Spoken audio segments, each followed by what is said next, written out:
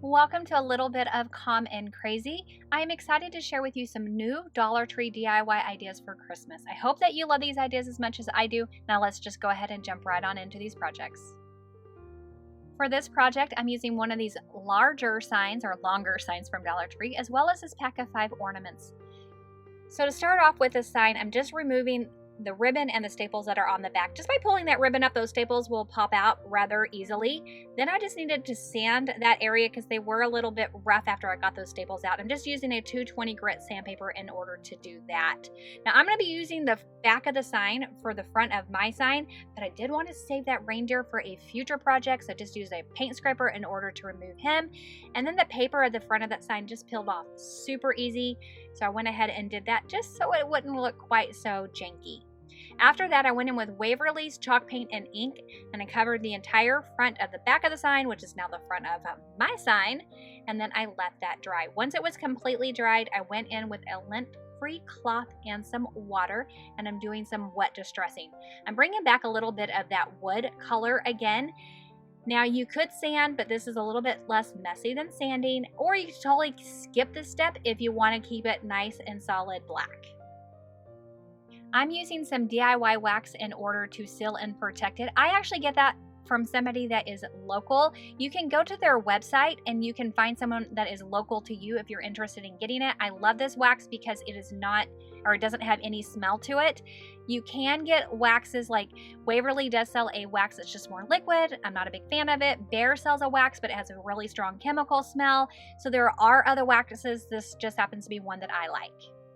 For the ornaments, I'm going in with Waverly's chalk paint and ivory. I mix it with a little bit of water to thin it out, and I'm just giving it a nice quick little brush of this, a really thin coat, just more of a whitewash effect. I just wanted to kind of tone down that yellow of the wood, and I didn't want these to be super heavy. So once I had these all coated, I let them dry, and now it's time to put the ornaments and the sign together.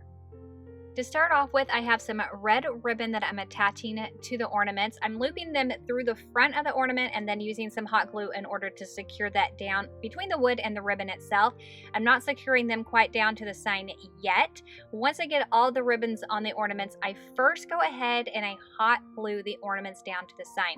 Once I put that first ornament down, I'm using a ruler in order to make sure that I'm lining up the rest of my ornaments equally or evenly along that bottom. Once I have all the ornaments hot glued down, then I flip that sign over and I hot glue the ribbons onto the back of the sign, and that is how I secure those. Then I flip it back over and I have this red and white gingham ribbon that I got at Dollar Tree that I've tied into bows, and I just hot glue that straight down onto each of those ornaments. I absolutely love this. I needed a sign that didn't have a ton of words on it. I feel like so many of my Christmas signs have so many words, and this fit the bill. For this project, I'm using one of the Dollar Tree floral cones as well as some white pom-poms. So here I'm just using my hot glue gun in order to attach these pom-poms onto the floral foam. Now this is a dual temp hot glue gun from SureBonder, and I have it on its lowest setting so that I'm not melting my foam. I'm just adding a little bit of hot glue at a time and then adding some pom-poms where I put that hot glue. Now SureBonder also sells some foam hot glue. If you've had any difficulties with your foam melting in the past, that is another option for you. Now I did use a total of 2.5 bags of the pom-poms. Once I finished with 2 bags, this is what it looked like. So I hadn't covered it completely, so I had to go into that 3rd bag. Once I got it completely covered, I love the way that this looks. It is so wintry. Not only is it great for Christmas, but it will definitely carry you into those winter months.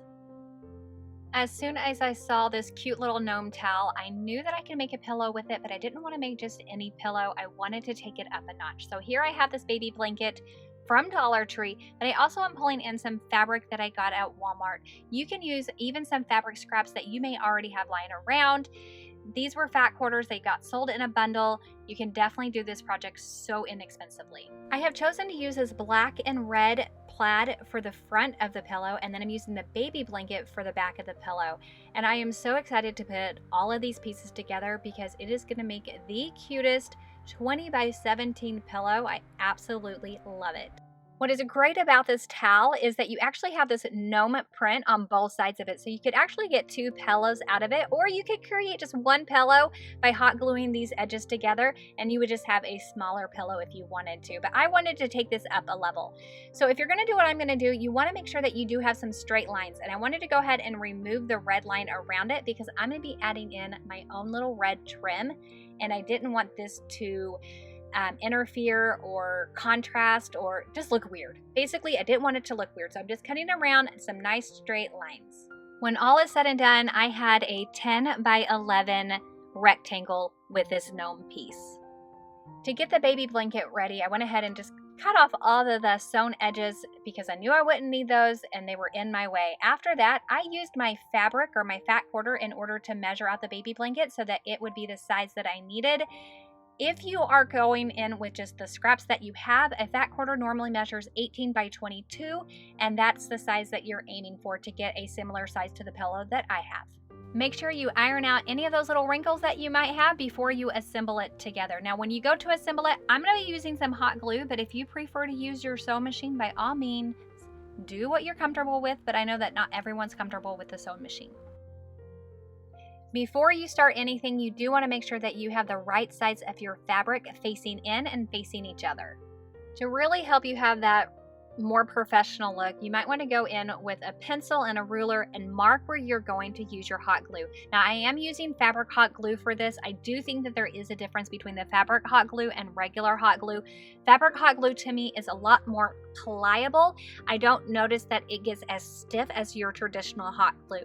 Now, a traditional hot glue is strong enough to hold this. I'm going to tell you that now. It's just not as pliable as the fabric hot glue. With the fabric hot glue, you can wash, but you do not want to dry. Any hot glue, you never want to add another heat to it again because heat is what melts it. Now, if you are using your sewing machine, of course, you will have the guide on your sewing machine to help you, and you don't necessarily have to go in with the pencil marks. I'm giving myself a good 1/2 inch all the way around with my hot glue. You want at least 1/4 inch to 1/2 inch. Now, I do wish I would have done my pencil lines all the way around before I even started hot gluing, but it did not occur to me. So after I hot glued that first row down, I did go in, I marked it off because I wanted to make sure that I had a good line. Now, what is great about this is when I was marking off, I was able to go ahead and mark off on the bottom where I wanted to leave it open to make sure that I didn't put any hot glue there, because you do want to leave a good few inches, at least 3 to 4, so you can stick your batting or your filler or whatever you're sticking up your pillow to fluff it up. You will also notice that I always like to work in sections as well, and that's because I want to make sure that the hot glue is still hot when I'm laying the two fabrics together. And then I like to go in with my fingers and really mush the hot glue down, and that to me just helps it to be more pliable and flexible, and I found that I get the best results when I do it that way. I'm also using a detailed tip in order to do this, so I can have a very fine line of glue instead of a big glob at one time. Now, this is the corded one. SureBonder also does sell the cordless. The cordless is my favorite, but this one happens to be the one that I only use for fabric glue. Either way, you can't go wrong. Once you've glued all of your sides down, you're going to take that area that you left open, stick your hand in, and flip that pillow right side out, making sure you poke those corners out so they're nice and square.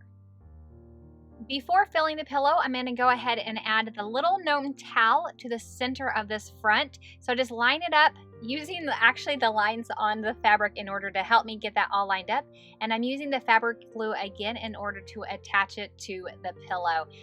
Now, don't worry about that little bit of red that you do see on the towel. That's going to get covered up with some trim. I'm using some Red JuteTwine. I actually got sent this last year from birdlightfabric.com, and I still have a ton of this left, but I did find some on Amazon. Now, this is a 6mm. I did find the 5mm was a little bit cheaper, but I'm going to link both of them down below if you're interested, but you could also use some Dollar Tree rope or even some ribbon. I just think the trim was definitely the perfect added touch. So 2 tips I have with a trim is that when you get to a corner, you do want to turn and pinch it in order to get a sharper edge of a corner. And I would definitely start on one corner and so that you can end on that same corner. And I think that it's a little less obvious where you began and ended that trim than if you started and ended somewhere else. Now it is time to stuff that pillow, and I'm using some polyfill. I got a huge box of it on Amazon for such a good price that I could not resist. Plus, I love doing pillows, so I like to have this on hand. Anyway, after that, you just want to make sure you close up that little bottom that you hadn't closed up before. I like to use these little clips from Dollar Tree to help hold it so that I'm not, well, let's just say I need some extra fingers. So once I have it all closed, this pillow is done. And let me tell you, this is my favorite pillow I have ever done. I absolutely love it. Now, if you are looking for some more fun and festive Christmas inspiration, don't forget to check out these videos. Thank you so much for stopping by today. I appreciate you spending your time with me, and I'll see you in the next one. Bye!